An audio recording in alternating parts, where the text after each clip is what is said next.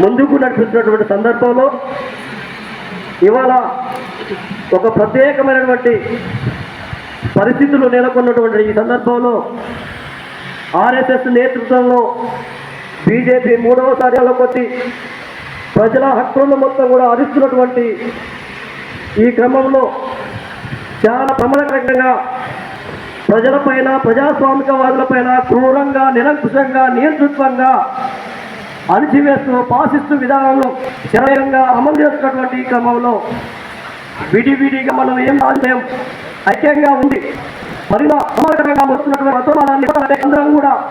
మనతో పాటు బయట ఉన్నటువంటి అనేక మంది ప్రాజెక్టుని యువ కార్యకర్తలందరూ సమీకరించి ఈ దేశంలో పాసిత్వాన్ని పాడేయగలుగుతామని చెప్పి భావించి ఈరోజు విలీన సభలు 2 విప్లవ సభలు 2 యువజనోద్యమ సంఘం 2 ప్రగతి యువజన సంఘాలుగా రాష్ట్రంలో వరుసలో 2 సంఘాలు ఏర్పాటు చేసుకోవడం జరిగింది. దీనికి ప్రారంభోపన్యాసంగా మనం చూసినటువంటి మన ప్రగతిశీల యువజనోద్యమంలో అనేక మంది అమరవీరులు ఈ జెండా కోసం రక్తాన్ని అమరవీరులకు ఉన్నది. అమరవీరుల సంతాప తీర్మానాన్ని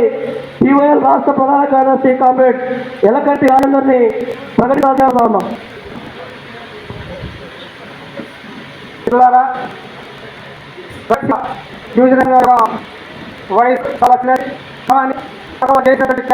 చాలా గొప్ప అని చెప్పేసి ఈ సందర్భంగా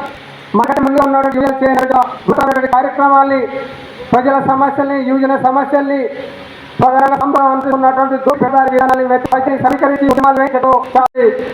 ఈ తెలంగాణ ఉమ్మడి ఆంధ్రప్రదేశ్ రాష్ట్రంలో